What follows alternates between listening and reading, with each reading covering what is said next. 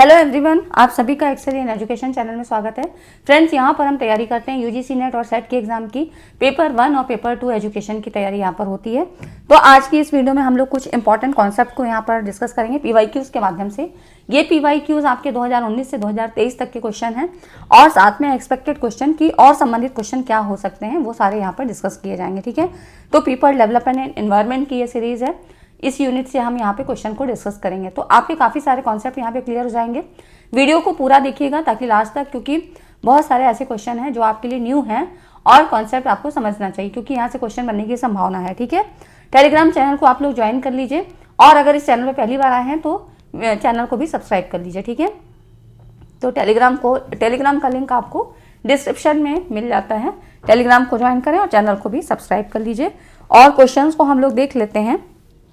Video को पूरा देखिएगा ताकि चीज़ें आपको समझ में आए, कॉन्सेप्ट आपके क्लियर हो जाएं। ठीक है, यहाँ पर देखिए पहला क्वेश्चन है। यहाँ पर हैजार्ड्स की बात कर रहा है, जो नेचुरल हैजार्ड्स होते हैं उनकी बारे में बात हो रही है कि उन खतरों को पहचानिए जो केवल प्राकृतिक कारणों से घटित होते हैं, है ना।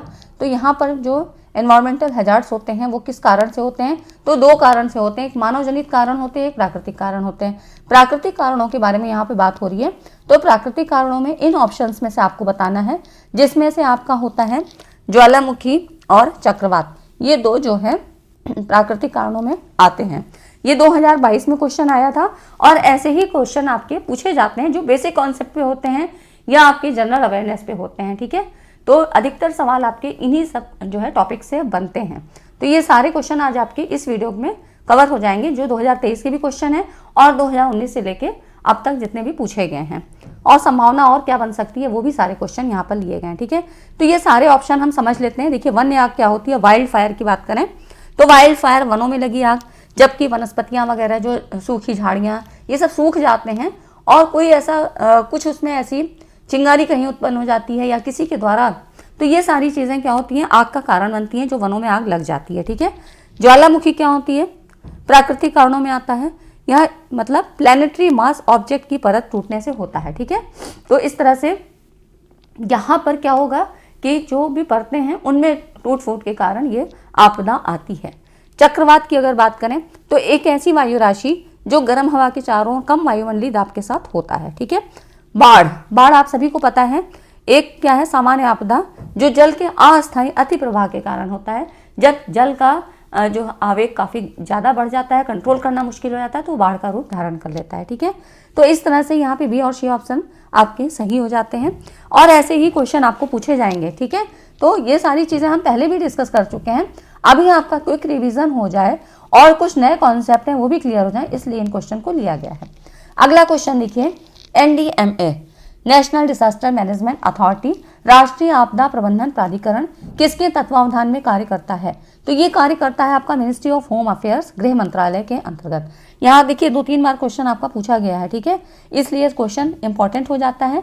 हो सकता है इस बार भी पूछा जाए, किसी न किसी शिफ्ट में आ सकता है। और इससे जो संबंधित सवाल होता है 1-2 और पूछे जाते हैं, क्योंकि जो आपका टॉपिक है इससे कुछ ही सवाल जो होते हैं इंपॉर्टेंट होते हैं। इसके बारे में थोड़ा सा जान लेते हैं। भारत के प्रधानमंत्री की अध्यक्षता में राष्ट्रीय आपदा प्रबंधन प्राधिकरण NDMA national disaster management authority Bharat में आपदा प्रबंधन के लिए क्या है, एक एपेक्स बॉडी के रूप में काम करता है। ठीक है, तो यहाँ पर इसकी जो अध्यक्ष कौन होंगे, प्रधानमंत्री जी होंगे, क्योंकि इससे भी सवाल आपका पूछा गया है। ठीक है, भारत सरकार प्राकृतिक और मानव जनित आपदाओं द्वारा 2 प्रकार की आपदाएं होती है, मैंने आपको पहले ही बताया। इन आपदाओं द्वारा होने वाले विनाश और हानि की रोकथाम, शमन और तैयारी के राष्ट्रीय संकल्प को यहाँ प्रोत्साहित करता है। तो जो NDMA है ये आपका गृह मंत्रालय के तत्वावधान में कार्य करता है। ठीक है, तो यहाँ पर ये गृह मंत्रालय के अंतर्गत ही इसका काम होता है। फिर देखिए अगला क्वेश्चन है, यहाँ पर राष्ट्रीय आपदा प्रबंधन प्राधिकरण का कार्यकारी अध्यक्ष के बारे में पूछा गया है। तो ये सभी को मैंने बताया आपको कि भारत का प्रधानमंत्री जो उस समय के प्राइम मिनिस्टर होंगे वही इसके जो है अध्यक्ष होते हैं। कई बार क्वेश्चन आ चुका है, आप यहाँ पर देख सकते हैं। ठीक है, तो इस तरह से ये क्वेश्चन आपके इंपॉर्टेंट हो जाते हैं। दो नंबर के हैं और इंपॉर्टेंट क्वेश्चन है और बिल्कुल ईजी है, एक बार पढ़ने में ही आपको जो है कॉन्सेप्ट क्लियर हो जाता है। मीथेन के बारे में बात हो रही है। मीथेन एक ग्रीन हाउस गैस निम्नलिखित में से किससे उत्सर्जित होता है, तो मीथेन ग्रीन हाउस गैस है, ग्रीन हाउस गैस से क्वेश्चन काफ़ी पूछे जाते हैं, इस कॉन्सेप्ट को भी मैंने पहले कवर किया है, तो आप लोग उन वीडियोस को भी ज़रूर देख लीजिए। 75 डेज प्लान करके और यूजीसी नेट पेपर 1 करके 2 प्लेलिस्ट आपको दी हैं, उनमें पूरी चीज़ें आपको मिल जाएंगी। और यूनिट वाइज देखना है तो यूनिट वाइज आपको अलग वहाँ पर बना के दी हुई हैं, ठीक है। तो प्लेलिस्ट में आप जाइए, देखिए वहाँ पे सारी चीज़ें कलेक्शन आपको मिल जाएगा। यहाँ पर देखिए मीथेन की बात हो रही है, तो ये जो मीथेन का सोर्स होता है ये होता है लैंडफिल्स और वेटलैंड्स, ठीक है। तो मीथेन क्या है, एक ग्रीन हाउस गैस है जिसका उत्सर्जन लैंडफिल्स, आर्द्रभूमि तथा पशुपालन के द्वारा होता है। तो इस तरह से ये आपके ए और सी ऑप्शन यहाँ पर सही होता है, ठीक है। ये भी आपका क्वेश्चन आ चुका है, सारे अधिकतर प्रीवियस ईयर क्वेश्चन है। अब इससे संबंधित और क्वेश्चन क्या बनेंगे वो मैं आपको आगे बताऊंगी, ठीक है। अब देखिए पर्यावरण संरक्षण अधिनियम 1986 में अंतिम बार संशोधन कब किया गया था। तो ये जो अमेंडमेंट वाले क्वेश्चन होते हैं ये भी काफी पूछे जाते हैं, ठीक है। इनसे संबंधित अभी चीजें हम आपको बताएंगे। यहाँ पर देखिए 2023 में ही क्वेश्चन आया था, तो जो अंतिम बार संशोधन हुआ था ये 1991 में हुआ था। पर्यावरण संरक्षण अधिनियम होता क्या है, पर्यावरण की सुरक्षा और पर्यावरण में सुधार करने के उद्देश्य से एनवायरमेंट प्रोटेक्शन एक्ट, ठीक है, EPA जिसको कहते हैं एनवायरमेंट प्रोटेक्शन एक्ट 1986 यहाँ पर इसको बनाया गया था, अधिनियमित किया गया था, ठीक है। और ये जो है EPA भारतीय संविधान के अनुच्छेद कितने 253 के तहत अधिनियमित किया गया था। अब इससे संबंधित चीजें मैं आपको थोड़ा सा और बता दूं, तो यहाँ पर देखिए जो पर्यावरण संरक्षण अधिनियम संसद के द्वारा 1986 को पारित किया और यहाँ पर मई में पारित हुआ था और 19 नवंबर को 1986 में लागू हुआ था। अब इसमें 4 अध्याय हैं, 26 धाराएं हैं, ठीक है। मुख्य उद्देश्य क्या है, पर्यावरण संरक्षण की दिशा में बनाए गए कानूनों को लागू करना, और अंतिम बार संशोधन 1991 में किया गया था, ठीक है। तो ये इसका कुछ डिटेल हुआ जो आपको चीजें पता होनी चाहिए। अब इनसे संबंधित सवाल और क्या पूछे गए हैं या पूछे जा सकते हैं, तो इसमें देखिए कुछ और संवैधानिक प्रावधान हैं, क्या क्या है, इंग्लिश वाले यहाँ पर देख सकते हैं। कॉन्स्टिट्यूशनल प्रोविजंस की बात हम कर रहे हैं, तो यहाँ पर देखिए EPA एनवायरमेंटल प्रोटेक्शन एक्ट की बात हो रही है, भारतीय संविधान के अनुच्छेद 253, ठीक है, इसके अंतर्गत अधिनियमित किया गया है, जो अंतर्राष्ट्रीय समझौतों को प्रभावी करने के लिए कानून बनाने का प्रावधान करता है, ठीक है। तो याद रहेगा 253 EPA की बात होगी तो 253 के बारे में बात हुई है। अंतिम बार संशोधन 1991 में हुआ था, ठीक है। आप देखिए संविधान का जो अनुच्छेद 48A, इससे भी काफी सवाल आते हैं, और 51A, तो दोनों में चेंज अंतर क्या है, यहाँ पर डिफरेंस देख लीजिए। 48A यहाँ पर ये निर्दिष्ट करता है कि राज्य पर्यावरण की रक्षा और सुधार करने तथा देश के वनों और वन्य जीवों की रक्षा करने का प्रयास करेगा। यहाँ पर स्टेट की बात हो रही है ना, यहाँ पे देख लीजिए, state shall endeavour to protect and improve the environment and to protect the forest and wildlife of the country, ठीक है। तो यहाँ पर राज्य जो है पर्यावरण की रक्षा और सुधार करने के लिए वन और वन्य जीवों की रक्षा का प्रयास करेगा। और 51A में कहा गया है कि प्रत्येक नागरिक, ठीक है, दोनों को ऐसे याद रखिएगा, 48 पहले आता है ना नंबर, तो राज्य की बात हो रही है, 51 लास्ट मतलब बाद में आता है 48 के बाद, फिर 49, 50 और 51, यहाँ पर ये नागरिक की बात हो रही है, प्रत्येक नागरिक पर्यावरण की रक्षा करेगा, ठीक है। तो इस तरह से ये चीजें आपको याद रखनी है। और विस्तार क्षेत्र क्या है, तो जम्मू कश्मीर सहित जो है पूरे भारत में यहाँ पे ये लागू है, ठीक है। तो ये कॉन्स्टिट्यूशनल प्रोविजंस हैं जो आपको याद होने चाहिए, आर्टिकल 51A और आर्टिकल 48A, इनसे भी सवाल आपके पूछे गए हैं, है ना, नहीं भी पूछे हैं, 1-2 सवाल इसमें से आए हैं और आपके आगे भी पूछे जाने की संभावना होती है। कई बार ऐसे क्वेश्चन आ जाते हैं जो आपको स्टेटमेंट में या कॉन्फ़िगर बनाने के लिए जब दिया जाता है कि कौन कौन से ऑप्शन इस स्टेटमेंट से मतलब इसमें फिट बैठ रहे हैं, तो वहाँ पर ये सारी चीज़ें आपको पता होनी चाहिए, नहीं तो फिर ऑप्शन आप गलत कर देते हो, ठीक है। वीडियो अच्छी लगी हो तो वीडियो को लाइक ज़रूर करें, क्योंकि ऐसे ही क्वेश्चन आपको आगे मिलते रहेंगे। अब देखिए अगला क्वेश्चन है, ये भी इस बार का ही क्वेश्चन है, 1923 का ही है। 1992 में रियो द जेनेरियो में आयोजित संयुक्त राष्ट्र पर्यावरण और विकास सम्मेलन निम्न में से किस रूप में भी जाना जाता है। तो ये इसका जो आंसर है ये है अर्थ समिट के रूप में, ठीक है, पृथ्वी शिखर सम्मेलन। इसके बारे में थोड़ा सा जान लीजिए।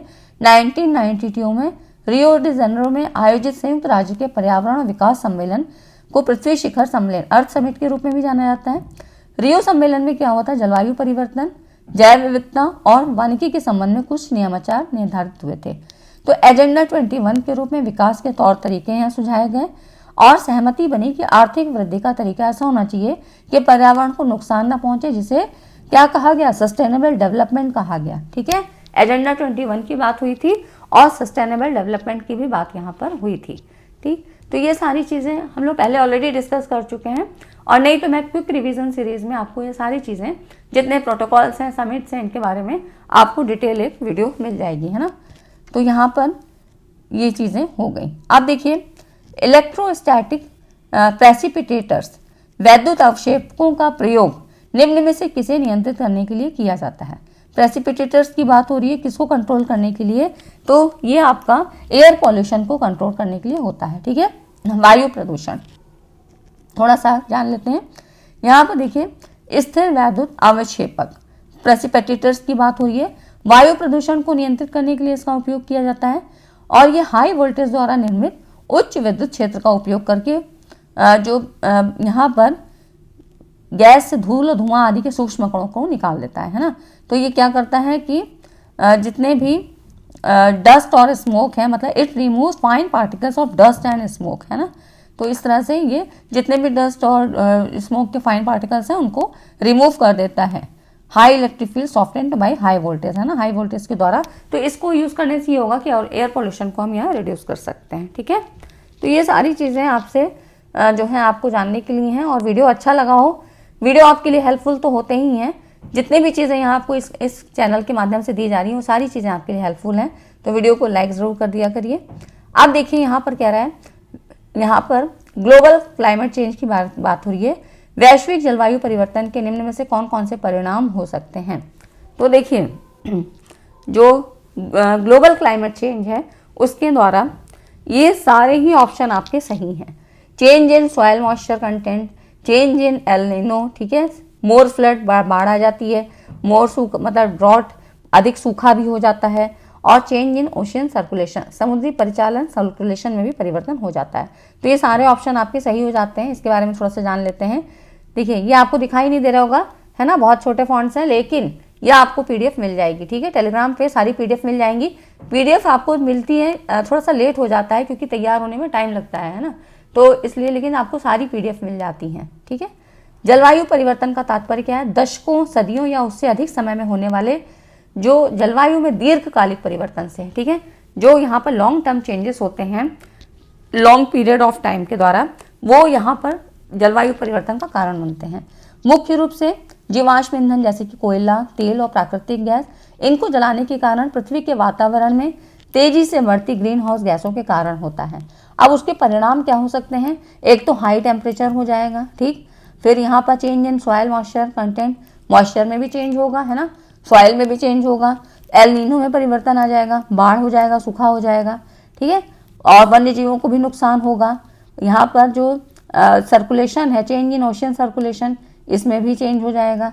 तो ये सारी चीज़ें क्या होती हैं, ग्लोबल क्लाइमेट चेंज के परिणाम हो सकते हैं। ठीक है, तो ये सारी चीज़ें आपकी इस ऑप्शन के अंतर्गत आती हैं, सारे ऑप्शन ही सही है।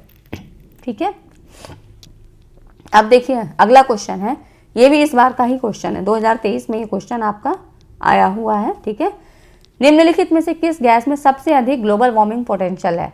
तो ये जो होती है ना, ये सबसे अधिक आपकी नाइट्रस ऑक्साइड में होती है। ठीक है, नाइट्रस ऑक्साइड में सबसे ज़्यादा होती है।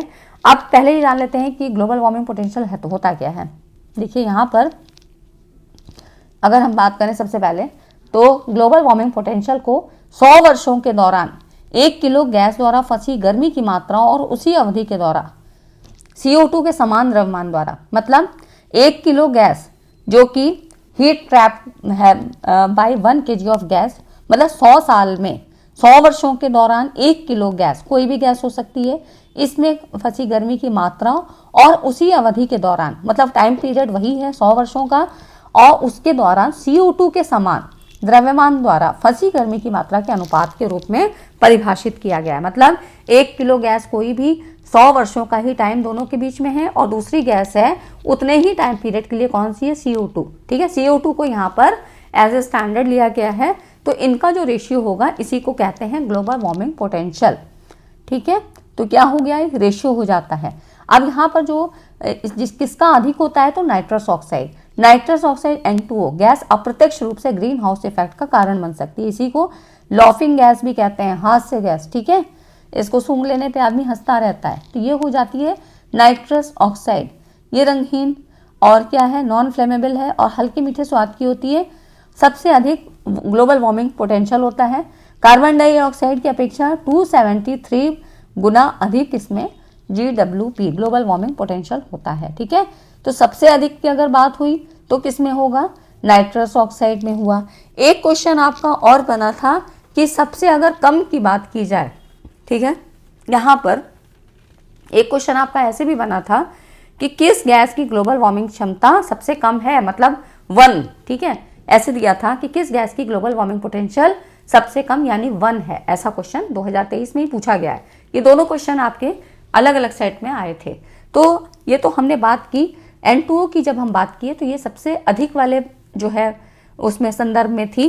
अगर दूसरा कंटेस्ट है कि किस गैस की ग्लोबल वार्मिंग पोटेंशियल सबसे कम है, तो ये होती है सबसे कम जो आपकी CO2 की होती है, ठीक है। वैसे भी क्या है, ग्लोबल वार्मिंग पोटेंशियल माप की एक सामान्य इकाई प्रदान करता है। इसलिए सभी गैसों में ग्लोबल वार्मिंग पोटेंशियल की तुलना किससे की जाती है, CO2 से की जाती है। CO2 को मैंने बताया आपको स्टैंडर्ड है। तो CO2 में सबसे कम GWP ग्लोबल वार्मिंग पोटेंशियल यानी 1 होता है, ठीक है। तो सबसे कम की भी बात हमने कर ली, सबसे ज़्यादा की भी बात हमने कर ली है ना। तो ये दोनों क्वेश्चन आपके इंपॉर्टेंट हो जाते हैं क्योंकि अब इजी क्वेश्चन आपके नहीं आ रहे हैं। अगर आप 2022 और 23 के क्वेश्चन पेपर उठा के देखेंगे तो आपके बहुत ज़्यादा डीप में क्वेश्चन पूछे जा रहे हैं, ठीक है। और ये सारे कॉन्सेप्ट आपको क्लियर होने चाहिए, किताबों में अभी आपके अपडेट नहीं हुए हैं। तो इसलिए इन चीज़ों को समझना ज़रूरी होता है। पूरा वीडियो देखेंगे तभी आपको समझ में आएगा, है ना। तो ये हो जाता है। वीडियो को अभी तक लाइक नहीं किया है तो लाइक ज़रूर कर दें सभी लोग। यहाँ पर देखिए, तो ये हो गया आपका ग्लोबल वार्मिंग पोटेंशियल से संबंधित जितनी चीज़ें हैं। अगर पूछा जाए कम अधिक, है ना, सारी चीज़ें हो गई। अब देखिए जो अगला क्वेश्चन है, यहाँ पर 3R की बात हो रही है। Use for the mitigation of solid waste, मतलब 3R का प्रयोग ठोस अपशिष्ट के न्यूनीकरण में किया जाता है। तो 3R वो कौन कौन से होते हैं, तो 3R का मतलब होता है आपका रिड्यूस, रीयूज और रिसाइकल, ठीक है। रिड्यूस और उसके बाद आपका रीयूज और रिसाइकल, है ना। तो रिड्यूस मतलब उसको हटा देना, ख़त्म कर देना या कम करना, है ना। रीयूज कोई चीज़ ऐसी है उसको फिर से साइक्लिंग प्रोसेस के द्वारा हम फिर से यूज़ कर लें। रिसाइकल मतलब फिर से उस प्रोसेस के द्वारा इसको रिसाइकलिंग जो है की जाए। तो इस तरह से ये सारी चीज़ें आपकी सॉलिड वेस्टेज के अंतर्गत आती हैं। 3R का प्रयोग, ये सारे क्वेश्चन आपके 2023 में पूछे गए हैं और इसी तरह के क्वेश्चन इस बार भी आएंगे, है ना। तो ये जो है ऑप्शन आपका सही हो जाता है। तो फ्रेंड्स वीडियो कैसी लगी, अगर वीडियो अच्छी लगी है, लगता है कि कुछ कॉन्सेप्ट आपके क्लियर हो गए एक ही वीडियो से, तो वीडियो को लाइक ज़रूर कर दीजिए, ठीक है। वीडियो को लाइक करके ही जाइएगा और चैनल को सब्सक्राइब कर लीजिए, ठीक है। सब्सक्राइब नहीं करते हैं, बहुत से लोग वीडियो देख लेते हैं, लेकिन सब्सक्राइब कर लीजिए और टेलीग्राम चैनल को भी ज्वाइन करें, क्योंकि करंट से संबंधित जितनी भी चीज़ें हैं वो कुछ मैं आपको डिटेल में यहाँ पर दे दूँगी, ताकि आप लोग पढ़ लीजिए एक बार, आपका कॉन्सेप्ट क्लियर हो जाए, ठीक है। तो चलते हैं अगली वीडियो में, मिलते हैं और इसी तरह के एक इंपॉर्टेंट टॉपिक के साथ। तब तक चैनल पे बने रहिए और जितनी और भी इंपॉर्टेंट वीडियोस हैं उनको भी देख लीजिए।